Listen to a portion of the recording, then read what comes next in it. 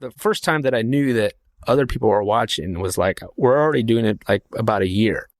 I get an email from somebody and they're like, hey, I watch your YouTube channel. And this is the first time ever somebody emailed me this. And I watch your YouTube channel. I know you guys are in the Asheville area. She goes, just by watching your videos.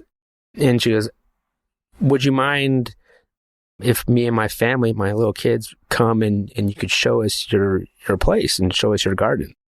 And I was like, oh, this is kind of weird, right? Like, I don't know these people and they're asking to come over. Like, what do I say here?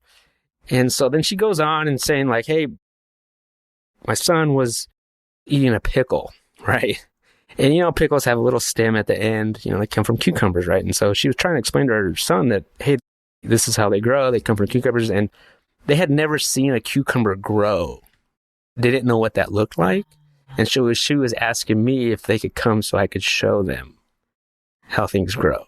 And here I was, we had been there about a year. We're from LA, we're not from this area. And they're asking us to show them this. And we're like, whatever reason, I said, okay, yes, let's do this. Come over. I'll show you guys.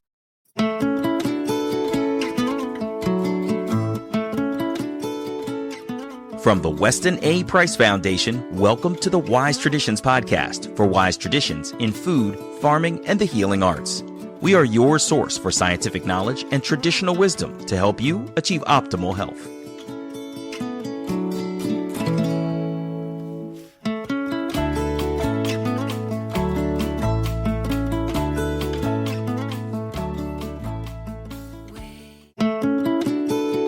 Hey, Hilda here. What if being on a farm, growing your own produce, and raising livestock is healthier than running marathons? This is episode 365, and our guest today is Jason Contreras, a homesteader and the man behind the Sow the Land YouTube channel. Jason today tells us his story of a cancer diagnosis when he was about 30 years old. It was the last thing he expected since he used to run marathons. He talks about the pivot he and his family made to turn around not just his health, but his entire lifestyle.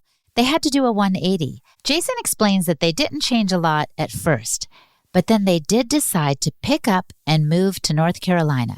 There were many twists and turns along the way that I'll let Jason tell himself. But some conversation highlights include his sharing the biggest learning curve they hit when they became homesteaders, why he started filming videos and vlogs in the first place, and why Jason has no regrets about the switch he and his family made from a regular life to homesteading.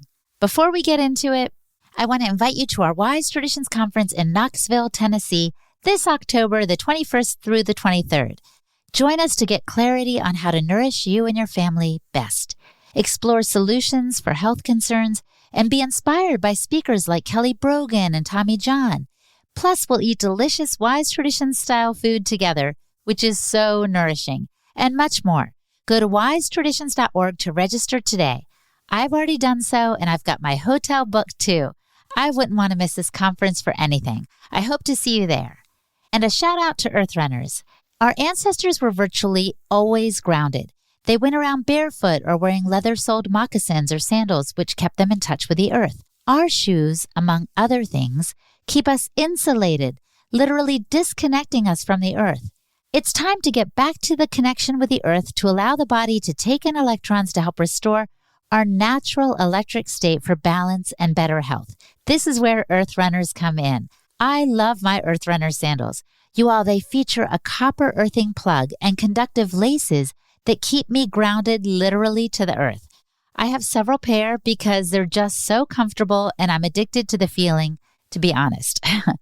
Earth Runners have created these minimalist earthing sandals based on the huarache, an ancient sandal of sorts, which is a simple sole with a wrapping lace. It's one of the oldest designs in history. Anyway, they took this design, the huarache, and they revamped it with Vibram soles and earthing technology.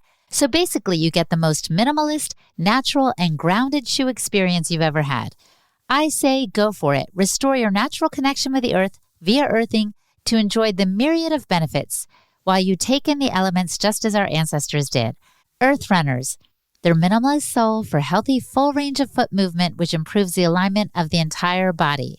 What else do you need to know? Rewild and reconnect with Earth Runners. You can find them at earthrunners.com and use the code WISE for 10% off. earthrunners.com and the code word WISE. Oh, and by the way, this episode was recorded at Justin Rhodes Homestead. This is Holistic Hilda, and you're listening to Wise Traditions.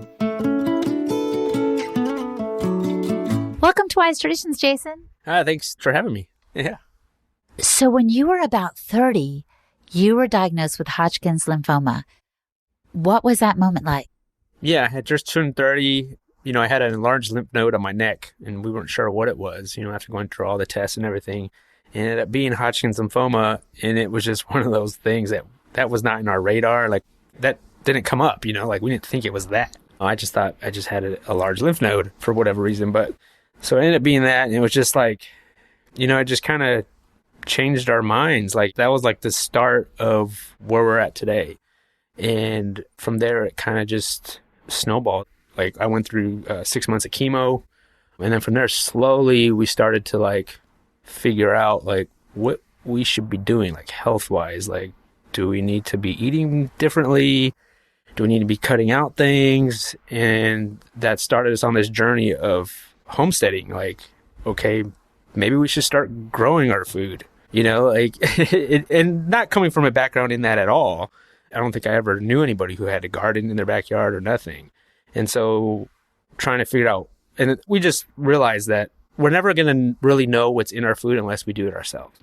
This is the thing though, Jason. A lot of people get diagnosed with cancer and they don't change their lifestyle at all. What was something that flipped that switch for you that you were like, oh man, something's got to change here? I think it was, after I did 6 months of chemo, it was my last checkup where the doctor finally said, you're in remission. And so, after going through the chemo treatments, it was a lot of emotional experience. It was like just a roller coaster of ups and downs. And then finally we got that remission. And I thought like, okay, is there anything we need to do here? Like, what now? Like, do I need to eat more healthier? Do I need to take, vitamins or supplements? Or we didn't know. And so when I asked the oncologist this, it's almost like she maybe never been asked this before because she didn't know what to say. Because I asked her like, what now? What do we do? And she just said, well, just go back living to your normal life. Go back to how you were living. And that just kind of was like, it didn't make sense to us. It was like, how in the world can we just go back to how we were just living? And for a good year or two, we did. Like, and how was that? How were you living? We just had the standard American diet. We didn't have our daughter then, it was just me and my wife. We were married. And, we'd go out on the weekend, just, we're living in Los Angeles area. So like, we just kind of lived for the weekend and just, my wife had her career in the fashion industry and I had a good career as a computer drafter. And we just kind of just lived our life, like, I guess like a normal married couple. So you did go back to it. And then what happened? And then I felt like I almost kind of like lived like it never happened. Like, I didn't want to talk about it. Like, and it kind of seemed like that way. Like, no one would ever know that I had cancer. But then I felt like slowly it was eating away at me. Like, I felt like every time we would go eat fast food or something like that, or have a soda, like I would think like, well, should I be eating this or drinking this, or should I be consuming this? And, maybe I should be running more or exercising more, Then I kept on remembering what the oncologist said, just go back living to your normal life. And then as we were trying to do that, I felt like slowly things were just kind of eating away at us. And I was like, I don't think we could do that anymore. Like, yeah, you couldn't just slip back into it as if nothing had ever happened. Right. And that's what slowly I think we figured out, like, almost like, why do I need this oncologist to give me, almost like we're looking for permission to eat healthy. And that's when we realized, like, we don't need permission to do that. Like, how come we can't just figure it out ourselves? And so that's when we just started to slowly, like, cutting out things. Like, let's stop eating fast food, like, stop drinking soda, and all these simple things that you could do. And then finally it was like, hey, let's try to grow a garden. Let's try to grow a tomato plant. Let's see how that is, because we've never been around it or anything like that. And from trying to, cut out gluten, cut out processed foods and stuff like that. It was a slow process. It wasn't overnight. But then next thing you know, we're growing in raised garden beds. And that's what we really fell in love with, was like, man, we're growing our own food. And it wasn't much. We weren't growing like 100% of our food or anything. And we're just trying to figure this stuff out. But just seeing that process of growing a tomato plant or growing like your first cucumber, that was just such an amazing feeling. And then from seeing that seed grow to cooking it, even if it was just literally one tomato, because that's all we could grow. But we did it. And that's what we fell in love with. And it kind of snowballed into like, hey, let's try to find land somewhere. Wow, that's a big progression. Did your family think you had lost it, or were they encouraged to see what y'all were up to? Yeah, our family's been very supportive, and they were into it too. Like, they were like, wow, you guys are started a garden, like, oh, wow, that's cool. Like, and so when we were slowly realizing that we didn't want to be where we were at, and also at the same time, it kind of woke us up to like, what is making us happy? Like, going through something like cancer, I almost felt like I had this second chance of life. Like, I wasn't sure what that looked like and what I wanted to do with that, but I felt like we're doing was not where we wanted to be. And for me, I was working in an office for 17 years, doing the same thing in front of a computer, artificial light, just sitting down all day. And that really was eating away at me. And then after I had cancer, I was like, I don't want to do that anymore. Like, this is not making me happy. And I felt like it was really messing with my health also. And so with a combination of that and then wanting to grow our own food is when we started to, hey, maybe we should go find some land somewhere and figure that out. Because wouldn't it be cool to like, hey, maybe we could raise chickens and grow our own meat, maybe some pastured poultry, some pastured eggs, and grow more of our own food because we loved it so much. And now you are Sow the Land Homestead. Some people still out there have no idea what a homestead is. Can you explain that to us a little bit? What is it? Yeah, homestead is, I think, a place where you grow your own food. And it could be, you don't have to have acres of land to have a homestead. We're on 1.5 acres now. And I really think we were homesteading in California. And we had like no acres of land. Like, we hardly had anything. We had a little backyard. But we were still doing it in the city. And I believe homesteading is kind of more of a mindset, if anything, where it's growing your own food. It's, if something's broken, you fix it. And it's just kind of like you're going back to the land and more simple way of doing things. Maybe you're canning more food or freeze drying more food, but maybe you're starting to grow more of your own food. And I think that's important. It's kind of how people used to live, right? Yes, totally.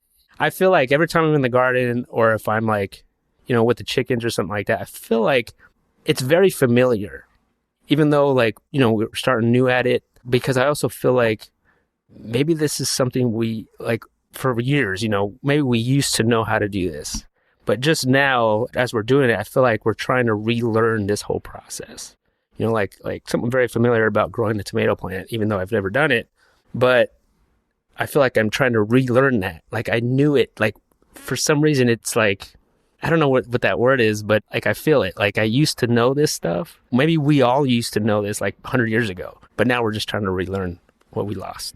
And speaking of that, I feel like a lot of people right now want to be more self-sufficient. They want to provide for their families and maybe even for their communities in new ways because of the health crisis that's been taking hold of our world. Yeah, I agree, especially what happened last year or so.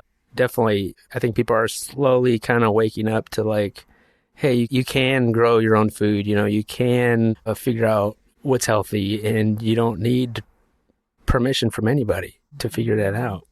And how does it feel, Jason? I mean, it feels freeing to grow your own food and to, work for yourself and do things yourself, because it's like, I don't necessarily need somebody else to show me how to do it. Like, I could just we're literally like figuring this out as we go. Like, we're not saying we know all the answers, but we're just like doing it. And then as we're doing it, we're learning things, and it's all trial by error. But because of that, it's still freeing for us to do it.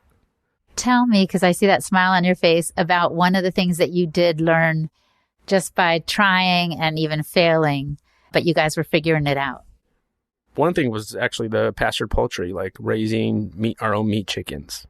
Early on, we had never done it before. I mean, we had took a workshop in California and, oh man, this seems doable, and you could do it. You don't need a bunch of acres to do it. So when we first moved to North Carolina, we got some chickens, and the chickens that we got, they weren't meat chickens. And so they were more of like a heritage breed. I guess they're a dual purpose, but they weren't like, they didn't put on the meat like regular meat chickens do, like a Cornish cross. And so when we raised them, we just raised them and like we fed them all organic. We raised them like super long time, like 18 weeks, which is way over like normal time.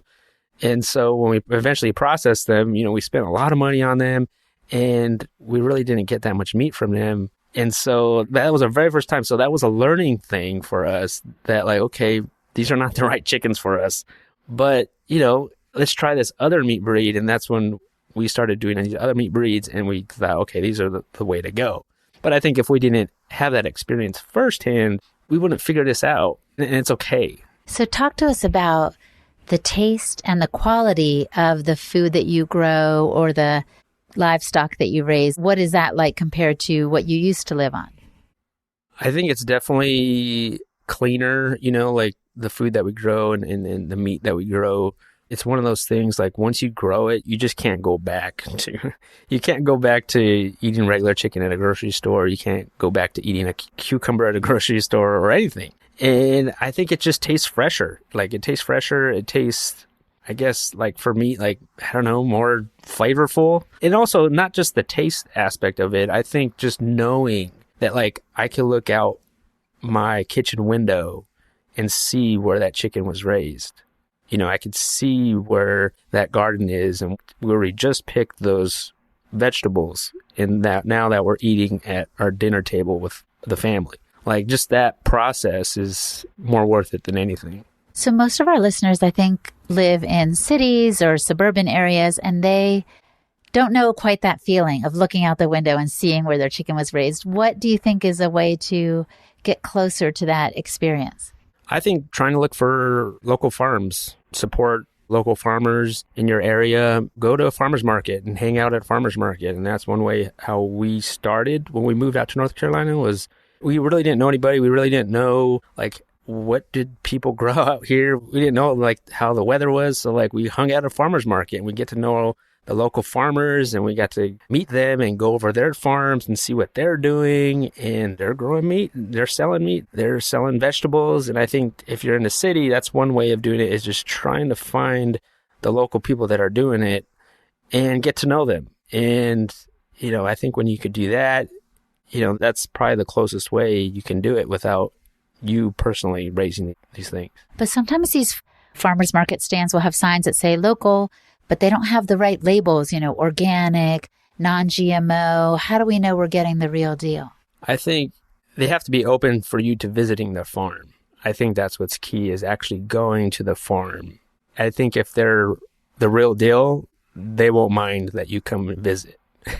Because some of the farms that we've met, I mean, they're more than happy to give you a farm tour and just show you around. And if they're a legit farm and they're not afraid to show it, then they won't matter to them if you come. And they would want you to come to visit their farm and show you around. And part of what I've heard too, just interviewing other farmers, is they say kind of the labels are sometimes overrated. In other words, there's something that the government might slap on a product, but that doesn't even mean it's at the most clean or natural standard that we would like. Yeah, I think so too. I mean, that's why I think it's important to visit a farm, like know your local farmer and maybe even invite them to dinner, like have a potluck at your place. And maybe that's how you get to know them even more. But yeah, I agree. Just because it's a label, it's just a label. Like you still got to visit the farm and judge for yourself if that farm is where you want to order your food from.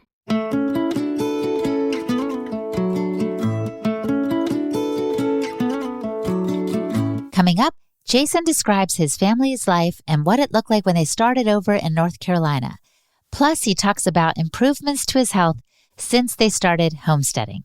You're listening to the Wise Traditions podcast from the Weston A. Price Foundation. We pause now to recognize our sponsors. Serenity Farm Bread, a crust above the rest. Serenity Farm Bread is made with quality organic ingredients, and it is properly prepared with no substitutions or GMOs. The bread is hand-shaped, true sourdough, baked in a wood-fired brick oven and shipped to your home. Serenity offers breads, cookies, and focaccia. The products are flavorful and chewy, and like I said, a crust above the rest. Our family recently fell in love with their garlic focaccia and their spelt sourdough loaves. I cannot begin to describe to you how tasty these things are. So delicious. And they're prepared according to ancient traditions. Sourdough, as you may know, is a process of fermentation using naturally occurring microbes.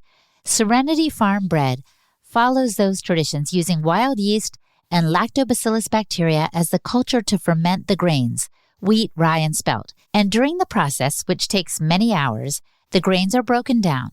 Complex carbs become more digestible, simple sugars. Proteins become amino acids. Gluten is neutralized into a more digestible form. Basically, everyone can benefit from this alternative to commercially produced yeasted breads and sourdoughs.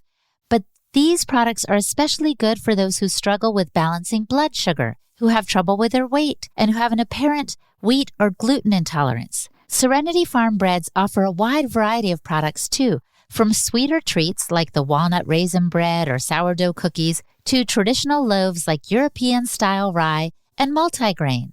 So run, don't walk to serenityfarmbread.com to place an order today and use the code WISETRADITIONS10 for 10% off. Again, that's serenityfarmbread.com and the code WISETRADITIONS10. An optimal carnivore. Organ meats are some of the most nutritious foods on the planet, but they can be intimidating to prepare and hard to source. Optimal Carnivore makes it easy to get started. They take 100% grass-fed organ meats from New Zealand, freeze-dry the organs, and encapsulate them into convenient bovine gelatin capsules. They chose New Zealand because it is one of the cleanest environments on Earth, and the animals are 100% grass-fed and grass-finished, and free of hormones, pesticides, antibiotics, and GMOs. And since our ancestors would have eaten the whole animal, Optimal Carnivore created a unique blend of 9 different organs in their grass-fed organ complex, a powerful combination, including beef liver, brain, thymus, heart, kidney, spleen, pancreas, lung, and gallbladder. This is awesome. Each organ brings its own unique nutrients to the table. It's a real nose-to-tail solution and perfect for people on the go or those trying to develop an appreciation for organ meats. I take these supplements to help fill in the gaps in my diet. Plus, Optimal Carnivore plants 1 tree for every product sold, which helps the environment. Right now, they have a grass-fed organ complex, a grass-fed bone marrow, and a grass-fed liver product. So go to Amazon.com/optimalcarnivore and use the code Weston10 to save 10% on all products. Again, that's Amazon.com/optimalcarnivore and the code Weston10. This is Holistic Hilda, and you're listening to Wise Traditions. So you said you ended up with just an acre and a half or so. Once you guys got the land, what did you all do next? We were still in California, Los Angeles area. I had flown down by myself, and my wife, she didn't go with me to look for land. She trusted me enough to go and find it. And we knew that this is the area that we wanted to be in because we just felt this sense of community, even though we knew nobody here. And so once I came by myself, I found the land and bought it.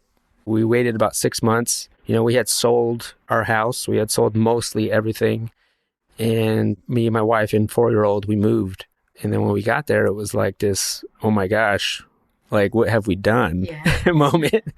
Because even though our family was supportive, they just, I think a little bit, they didn't really understand why we wanted to move out here. And so we had no job either. I had no job. We had nothing. We had a good savings from our house that we sold, and that's how we started. And so at first, I said, we're not going to do nothing the first year. We're just going to see how the land is. We're going to see how the weather is. I'm going to try to find a job. And, when you get that first homestead in the land, you're excited, man. You want to do something. We came here to grow food. We didn't came here to just sit around and wait a year. So what we did, I rented a tiller and we started tilling up our garden spot. And it was a small garden the first year, but you know what? It was a garden and it was our garden. And that's where we started. We started with our garden and we bought 6 egg-laying chickens. And then we just started from there. And you also didn't have to start from scratch, I'm guessing, because there are other homesteaders in this area Plus, there are books and YouTube channels you could check out, right? Right, which is, this was 5 years ago. And honestly, we really didn't look at YouTube as far as, it was only really just how-to videos type stuff that I would look at. I think mainly we would look at blogs, and that's how we kind of figured things out, like how to build a chicken tractor and like find books that, you could build chicken tractors. And, we're a big fan of Joel Salatin, Polyface. I'd read his books. So he was super helpful in that, raising our own meat chickens, and also Primal Pastures out in California. They would guide us, show us, visited their farm before we left. So yeah, it wasn't total, like, didn't know nothing, of course we did our research, but mainly it was just blogs and websites that I would look up. And what do you think was the biggest learning curve for you and Lorraine? I would say for sure moving on to a larger animal. Like, the chickens, they're chickens, they're smaller. That's the gateway drug to this lifestyle. So, we did the chickens, for 3 years. We just had 6 egg layers, and we would do 100 meat chickens a year, and we had a garden. And we did that the same thing for 3 years, and it grew from year 1 to year 3. We started with 30 meat chickens, and it grew to like over 100. But it was the same thing. And so it was like, okay, what's the next animal? And what can we do on our 1.5 acres? I knew, we probably can't do a meat cow or a milk cow or something like that, but pigs, I knew pigs was the next step for us. And just getting over that fear of a large pig, because, they're just huge and they can run us over, that those things were crossing my mind.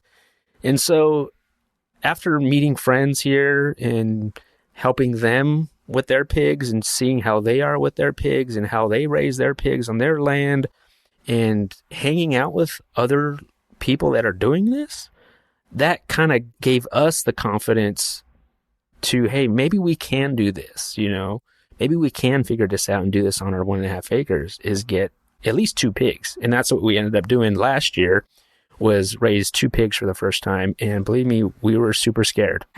But you know what? We did it. We got 2 pigs and we raised them, and we raised them for our freezer. And it was an amazing experience. And we did it again this year. And that's what we're doing right now. And so, just getting over that fear of the larger animal was huge for us. And then when did you decide, oh my gosh, we want to document some of this to help other people get started as well? Starting YouTube was not in our radar when we first moved. Like I said, I hardly ever really watched YouTube. I didn't know it was a thing that you could actually like vlog or document what you're doing on YouTube. So when we first moved, some of our family really didn't understand why we're doing this. And so like grandma and mom would say, hey, what are you guys doing out there? Like, what did you do today? And plus we had a 4-year-old at the time. And so we took, their granddaughter away, because all our family, everybody lived in the same area. It was common for grandma to pop over any given day, mom to pop over dad, And so I started sending little videos, clips with my iPhone to grandma, to mom, and like, hey, this is what we did today. And so that gets old after a while, you're sending a little video clip to everybody that you knew through an email or text message or whatever. And so I thought, well, how about I just start a YouTube channel, like a family channel for us, and then I could send people the link and they could watch it whenever. And so we started doing that about 6 months after we moved. And then slowly after that, other people started to find us, which was totally unexpected, because this really just, I thought this was just grandma watching, mom watching. Yeah. And so the first time that I knew that other people were watching was like, we're already doing it like about a year. I get an email from somebody and they're like, hey, I watch your YouTube channel. And this is the first time ever somebody emailed me this. And I watch your YouTube channel. I know you guys are in the Asheville area. She goes, just by watching your videos. And she goes, would you mind if me and my family, my little kids, come and you could show us your place and show us your garden? And I was like, oh, this is kind of weird, right? Like, I don't know these people and they're asking to come over. Like, what do I say here? And so then she goes on and saying like, hey, my son was eating a pickle, right? And, pickles have a little stem at the end, they come from cucumbers, right? And so she was trying to explain to her son that, hey, This is how they grow. They come from cucumbers, and they had never seen a cucumber grow. They didn't know what that looked like. And she was asking me if they could come so I could show them how things grow. And here I was, we had been there about a year. We're from LA, we're not from this area. And they're asking us to show them this. And we're like, whatever I said, okay, yes, let's do this. Come over. I'll show you guys. And so the whole family came over, super nice family. It was peak garden season, it was peak gardening. We had cucumbers growing. I showed them, look, this is where your pickle came from, these cucumbers. And everyone was so amazed. We had baby chickens. They were holding baby chickens for the first time. They had never seen this stuff, right? And this family they lived this area of their whole life. And it turns out they only lived 5 minutes from us. They're practically my neighbor. And they found us through YouTube. And so, we sent them home with a bag full of groceries from our garden. They messaged me that night and said, we made a big salad from what you sent us. Thank you so much. And just to witness that, their face light up. They're eating a tomato from our garden. They're holding baby chickens. They're eating the salad. Just to see that and see their face, I go to my wife and I was like, man, we cannot stop doing this. We have to keep telling our story and sharing these things because other people are finding us and they're feeling inspired by it. So how did you come up with the name Sow the Land? So in the beginning, before we moved, I knew that social media was going to be maybe a way we could, promote, if we start selling things, because I do some woodworking too. And so my wife, she has a background in the fashion industry, and she did that in LA for a number of years before we moved in. So she knows how to sew. And so at first we're called Sow the Land, S-E-W, because we thought it was kind of like a play on words because we wanted to heal the land, and then she sews, and that might be a thing that we do. Maybe she sews, I don't know. We really didn't know what we were going to do, when we moved. And so that's what our name was in the beginning. And then after maybe about a year or two, we started to get people asking us if we sell clothes and stuff because of our name. And we did it, and that wasn't going to happen. So then we decided to switch it to S-O-W, how it probably should have been, Sow the Land. And so really, it was just a play on words. And eventually, that I've always felt like we're sowing the land, we're making the land better than how we found it. And that's what we're here for, is to sow the land. And what are you reaping? I want to go back to what we started with, talking about your health and your family's health and well-being as well. Have you been reaping better health, and what does that look like now? Yeah, health-wise, I think we're definitely better off than what we were. Before we started, I work in the office, and so I would crave movement.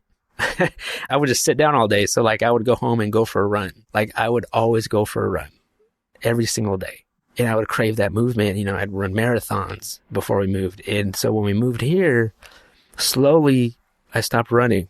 But in a good way, I feel more healthier because I feel like I'm moving my entire body and my brain because I'm figuring things out. We're figuring all this stuff out as we go. We're fixing stuff. We're building things on our homestead. We're feeding animals.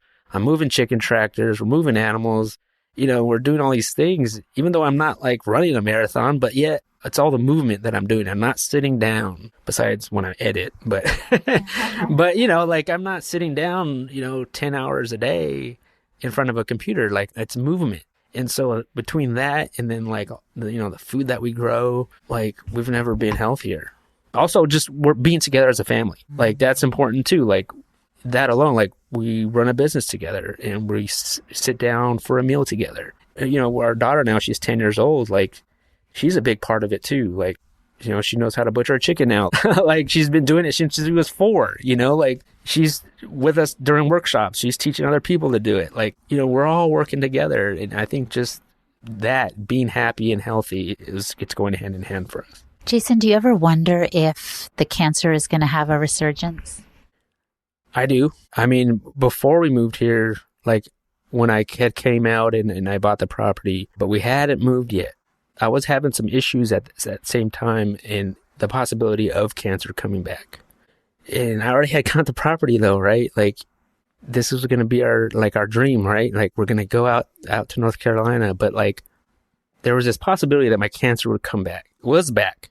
And when we go through all the tests and stuff, and we said, okay, we're going to find a result to this test, and my cancer might be back. I already had the property, but my cancer might be back. So we said, okay, if my cancer's back, we can't go move to this property. Like, it's just not going to happen. And so we went to the doctors to find the result, and it was not back. And we said, okay, that's when we said, okay, let's do this. We kept on getting these green lights of like, yes, go. Yes, go. You know, like someone was pushing us to go. And so that was the last green light we had, was I needed to be free of cancer at this moment. And we were. And so then we left. You know, I always thought that was huge for us to make this move because, you know, we had this support system in California. We have our family, born and raised in the area, and we have our friends there, and they were a huge support when I did have cancer. But this is our dream, right? Like, we couldn't just sit back and wait for cancer to happen, you know, because what if it doesn't come back? What if the reason why we're out here was because of the cancer? What if cancer was the reason? It was a reason, because without cancer, we would never would know that this whole other life existed. And so I think we cannot be afraid of that. And we just have to continue to move forward and just pray and hope that it doesn't come back. Because what if it doesn't? You got your whole life ahead of you with this new dream and Sow the Land. And I'm so thankful for what you and Lorraine are doing, really. I think it is making a difference for a lot of folks. And so now I want to close with a question I often pose at the end of the podcast. If the listener could just do one thing to improve their health, what would you recommend that they do? Knowing that you're a homesteader, not a health professional necessarily. I would say cook a homemade meal and eat it with your family. I would say that. Whatever that looks like, I would try to find a homemade meal. Like, try to make it yourself, whatever that is, and sit down and eat it together with your family at the end of the day. Well, that does sound healing on a lot of levels. Thank you so much for this conversation, Jason. Yeah, thank you for having me. I had fun. Thank you.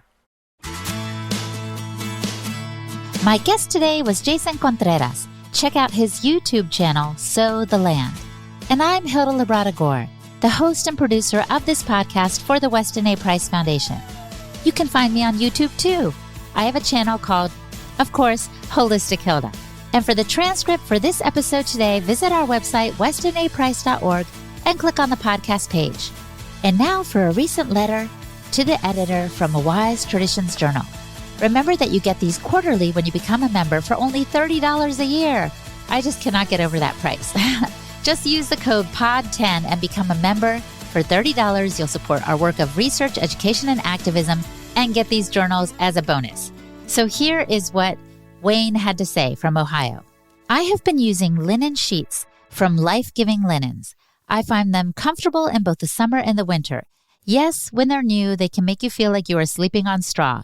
But with use and washings, they soften up. The best features are the handling of perspiration and the blocking of radio frequency radiation. It is about impossible to wake up and find the sheets wet or even damp. Regarding radio frequency, the literature that Life Giving Linens puts out explains that the sheets block RF. I had to do my own experiment. Using my RF meter and cell phone, I held the meter while my wife held the cell phone. My wife made a call. When I held the meter above the sheet in free air, the meter had a signal strength in the red zone. But when I put the meter under the flat sheet, the signal strength fell into the green zone. The cell phone was less than 10 feet from the meter. The above and below the sheet test with the meter was repeated 7 times with the same results each time. The linen blocked the RF. Linen is a good choice for those who are electro-hypersensitive. I'm spending 1/3 of my life RF-free. This is a letter from Wayne from Ohio. Wayne, this is awesome information. Thank you so much for telling us about this. I'm going to check out these linen sheets immediately and see if they want to advertise on the podcast too. Why not? So thank you so much for listening, my friend. All shall be well, and all shall be well, and all manner of things shall be well. On behalf of the Weston A. Price Foundation, thanks for listening. We have many free resources to support you on your health journey. Visit westonaprice.org to find podcasts, articles, videos, and more. You can also find a local chapter near you for help in finding sources of great food. We invite you to support the Foundation's mission of education, research, and activism by becoming a member. Thanks again, and take care. Wise Traditions is a project of the Weston A. Price Foundation for wise traditions in food, farming, and the healing arts. The content on this podcast is provided for informational purposes only and is not intended to substitute for the advice provided by your doctor or other healthcare professional. It is not intended to be, nor does it constitute healthcare or medical advice.